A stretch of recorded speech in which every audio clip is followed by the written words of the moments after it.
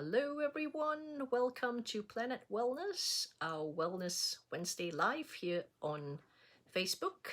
And if you're watching live, please say hello in the comments below. And even if you're watching on the replay on YouTube later, do say hello. And it's hashtag replay if you're watching on the replay.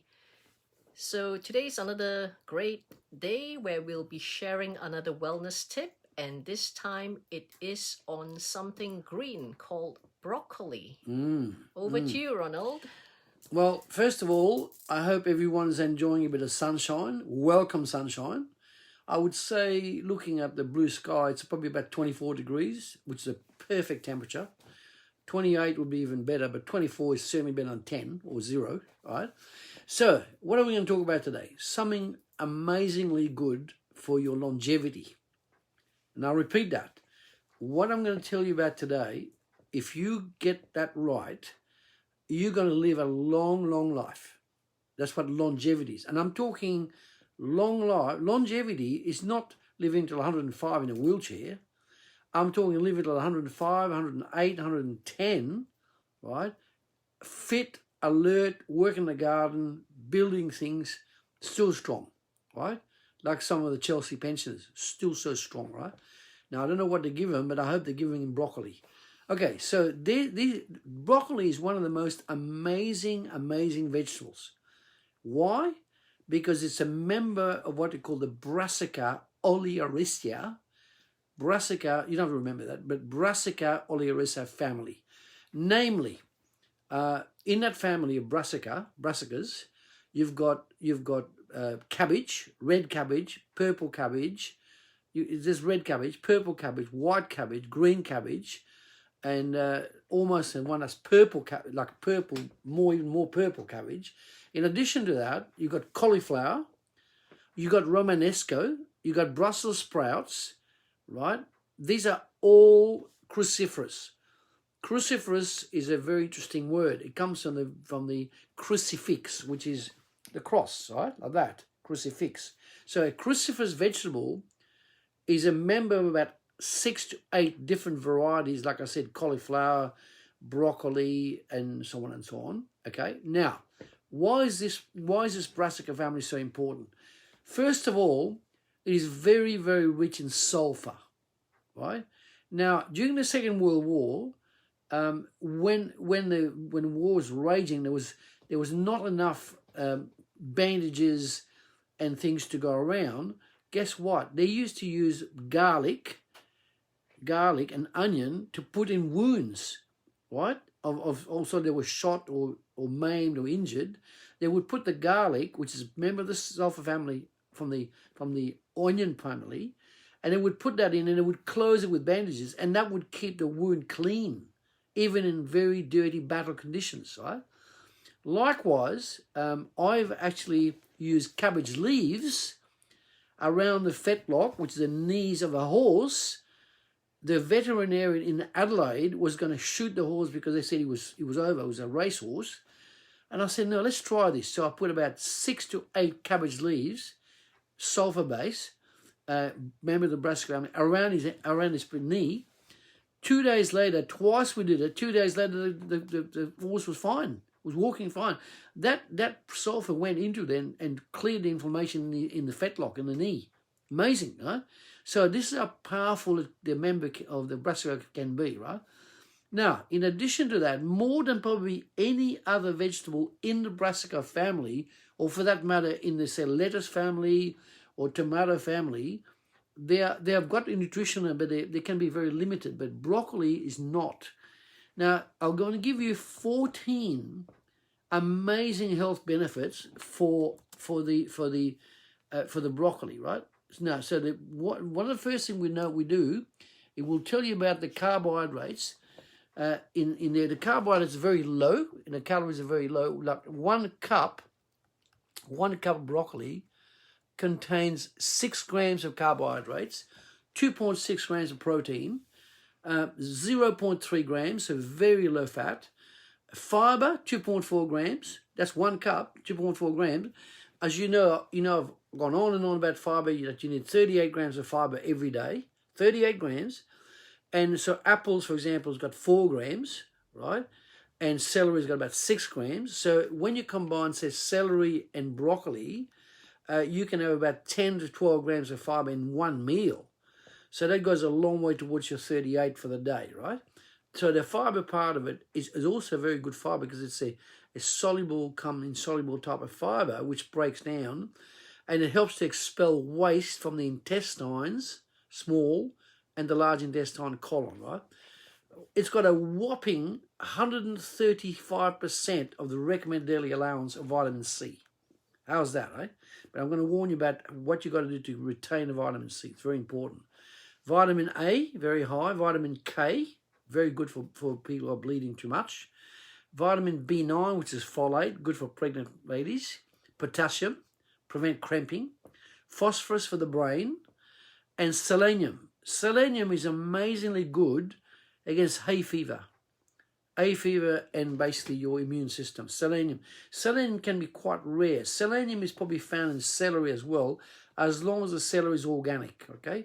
Now, when I plant cabbages or whatever here, and I've planted eggplants before, I've planted cabbages, I've planted celery and so on before, I've always put minerals. In here, I've managed to get minerals from Scotland, where I'll be using those minerals to put around broccoli will be growing next during winter, okay? It's a winter crop. It will overwinter, and then you'll pick it up around March. So that's a really good way to retain your vitamin C if you grow the broccoli yourself, right? Now, what else is it good for? It is good for it is very, very good for inflammation, okay? Now, it's a very, very potent antioxidant combination that I've got what I call health protective. So it's an antioxidant which fights free radicals, which, as you all know, causes aging, okay? Now, we have made a point, especially before COVID and during COVID, that we will be eating a lot more broccoli and brassica. And we've managed to achieve about 80% of that. We've not been able to go out as much as when we were tied up with work, but we've tried to get to eat broccoli at least 3 times a week. Okay. Now, what else it's got the vitamin C content is high enough that it rivals that of an orange. Now, so I'm going to give you the way to cook. It's got 14 benefits, which are too numerous to mention now precisely, but believe me, they're there. 14. Now, most other vegetables will contain 4 or 5. Broccoli's got 14. Now, the best way is to grow your own broccoli. They're not that hard to grow, okay? They'll grow it looks like a little tree, right? But you have to have really good compost. It must be 3 to 6 feet deep. Right? We've got that, right? Now, very important, when you cook broccoli, you can quickly kill the vitamin C in it if you microwave it or if you stir fry too long, right? Now, or if you boil it. Or if you boil it, it's another way. So you shouldn't boil it, you shouldn't microwave it, and you shouldn't, what else? Some people, they actually stir fry with the wrong oil. With the wrong oil and the wrong oil. too high heat as well. That's right. And the other way I've seen where it's really, destroyed the dishes when even put it in a roast. Yes. In the oven with high heat. Yes. Like you're talking about 200 degrees or 400 degrees Celsius high. And the broccoli, when it comes out, it's it's soggy, it's lost the color. Yes. And that's the sign where it's lost the minerals and the vitamins. Absolutely correct. Once your broccoli becomes soggy, you've lost it. You've lost most of the nutrition. Now, we have a unique cooking pot system called Salad Master. And we've bought about 8 pots, I suppose. And one of them we use a lot is what I call a steamer, which got a bottom pot, where you put boiling water, you put water and boil it, right? And then you put the top pot, which has got holes in it. So imagine that's the bottom pot. The steam goes through the holes, and that's where you put your broccoli. But here's a key. Do not put boiling water. Do not put water in. Put your broccoli on top, and then boil the water, because then you'll destroy the broccoli, because it becomes so hot, you make the broccoli soggy. The most important thing is to boil your water first. Then you put the top with the holes in, and then you put your cut broccoli on the top, right? And you do it in what they call florets, but that big, right? Now, you should be able to eat about half a broccoli per member of your family, half a broccoli. So if you buy a bunch about that big, half of that is really good. So I'm going to give you 2 recipes. One is a steaming of it. Like I said, boil the water first. Very important. When the water's actually boiling and you see the steam coming through, that's quite hot. And then you put the broccoli in there for about maybe 5 minutes. No more than that. Test it with your system.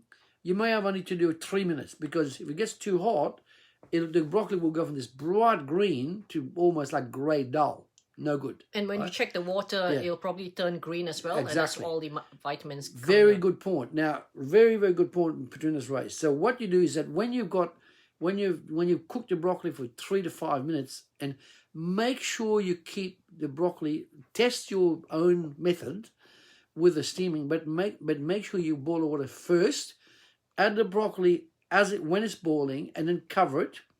Time it for 5 minutes or less, and make sure that when you're trying it, make sure that whether it's 3 minutes, 2 minutes, 5 minutes, whatever, make sure when you take the lid off, the broccoli is very, very green. And still crunchy And as still well. crunchy. It's still crunchy. Then you serve it, wait for it, you serve it on your plate, and you put 1 tablespoon of apple cider vinegar, Bragg's apple cider vinegar, 2 tablespoons of extra virgin olive oil, 1 teaspoon of sel de Guerin, and some chili sauce. Absolutely mind-boggling delicious, right? Lovely. The other one that's good for, if you do a sea bass, right? If you do a sea bass, you grill the sea bass, right? You don't cook the broccoli with a sea bass. You do a sea bass, and then you design while the sea bass is cooking, you steam your broccoli on another pot, right? And then when the sea bass, so you cook the sea bass slowly and carefully.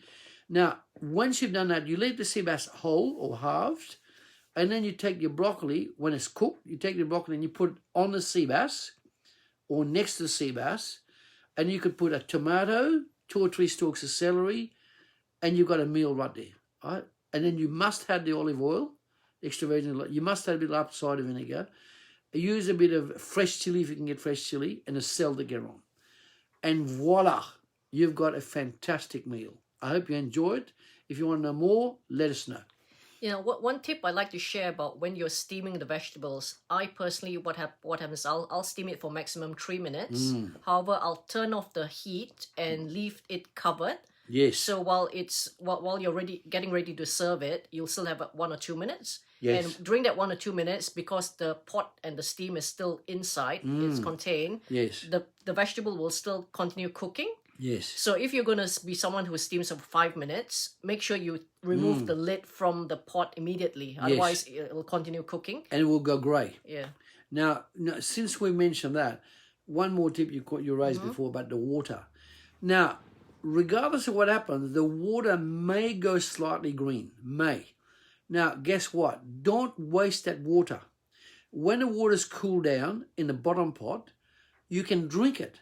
You can drink it. You can drink it slowly, and whatever vitamins and minerals are in there, you'll be able to drink it. And don't, for goodness sake, don't pour that water down the sink, because you're wasting vitamins and minerals. Okay.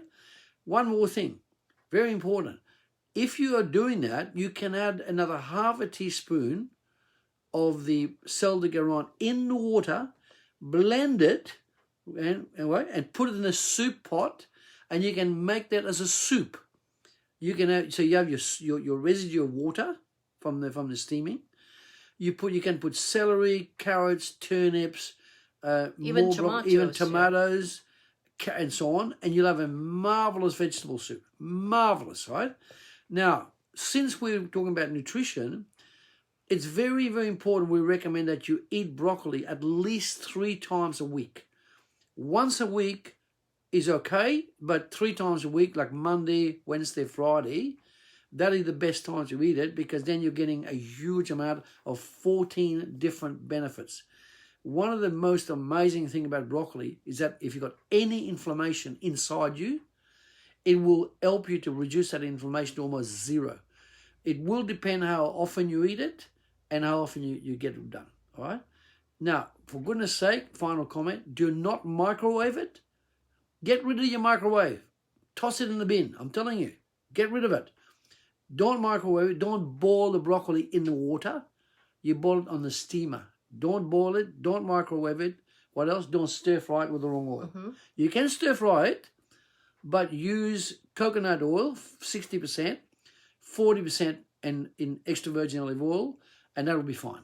Yes, and also don't put in the oven and bake it for hours, right? Yes, exactly. Okay, so I hope you found our video useful. Please do share it with your friends. Yes. And also, if you're watching it on YouTube, do remember to subscribe to our channel, like the page as well, and so that we can actually reach a wider audience and share our benefits of our knowledge as well. Another quick thought, since you've triggered me, there is a great thing you can do with the broccoli. If you have, say, 1 cup of broccoli per person, 1 cup of broccoli, do 1 cup of white cauliflower, or 1 cup of Romanesco, which is a green lime colored cauliflower, and that is a brilliant addition together for the brassica family, which you get a tremendous amount of benefits from. So we look forward to your feedback. Keep healthy, keep wealthy, and keep long living. And one last tip is, if you're someone who's never tried broccoli, or you've got maybe young children or people in your household who either dislike broccoli or have never tried it, they're a bit, skeptical about trying it. Yes. Then the best thing is actually introduce it in smaller chunks. Rice. I would cut it in like very small pieces, so it's not such a bulky piece to actually eat, and it'll actually be more palatable, especially for the first timers. Yes. You could also, good point there, you can also stir it in rice. Yes. You can actually cook the rice first, then you cut the broccoli into small pieces, mix it in the rice, add your olive oil, add your apple cider vinegar, add your celery on. You've got a fantastic dish. You've got all the calories, proper calories, which are usable from the... Now remember that formula for rice, 40% brown, 40% red, 20% wild rice. Thank you for listening. We look forward to your feedback. Okay, have a great week, and we'll see you next week. Bye-bye.